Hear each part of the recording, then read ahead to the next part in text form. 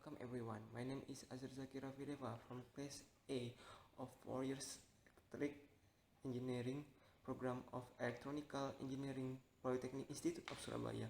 In this video, I will be explaining what is remote learning, what causing it to happen, and comparing it to regular ways of learning and suggesting recommendations to improve our remote learning experience. Okay, first we have to know exactly what is remote learning. In the regular method of learning, the tutor will be physically present in the same room with the student to tutor and educate them. But in the remote method of learning, the student and the educator are separated physically from each other by some significant distance. That means they cannot have a normal mean of interaction. They will have to communicate to each other remotely with some communication tech, such as video conference, online assessment, and many more. Remote learning can occur synchronously in real time, meaning that teacher and educator and the student will communicate in two ways with real-time questioning sessions and feedbacks from the students, or asynchronously and separated, meaning the tutor will record some educational video and student will watch them in separate time. What causes it to happen? What is the reason we do this, and what is the purpose of this method of learning?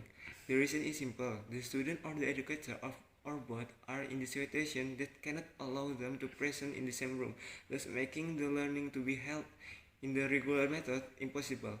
The reason this happens vary a lot. In normal time, only some program in few colleges provide this method of learning.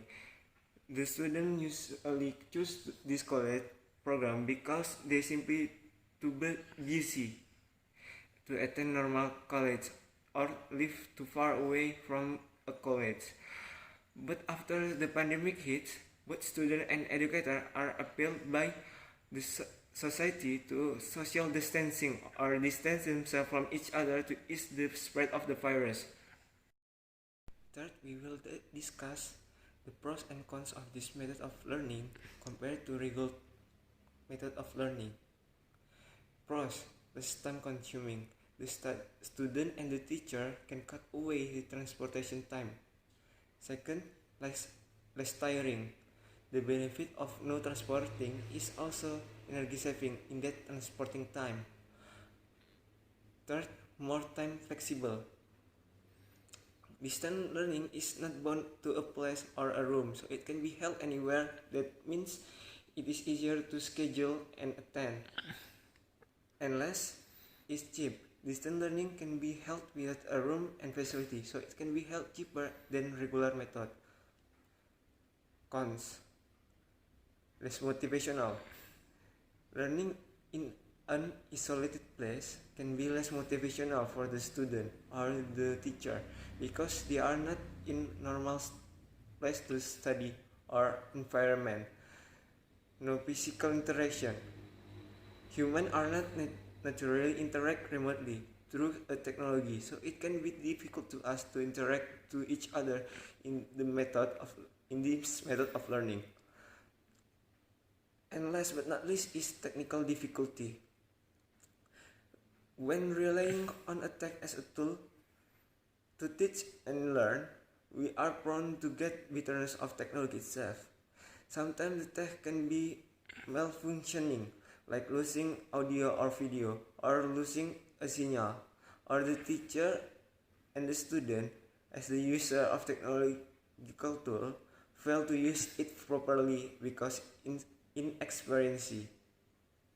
And lastly is my suggestion to college about what to do to improve student experience in this type of learning. Many of the things listed there are from my experience.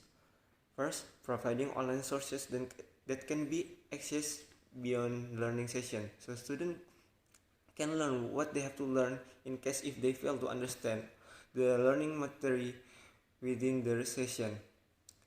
If they fail to communicate their question through the teaching media, this is important because interacting is harder with this method compared to the regular method.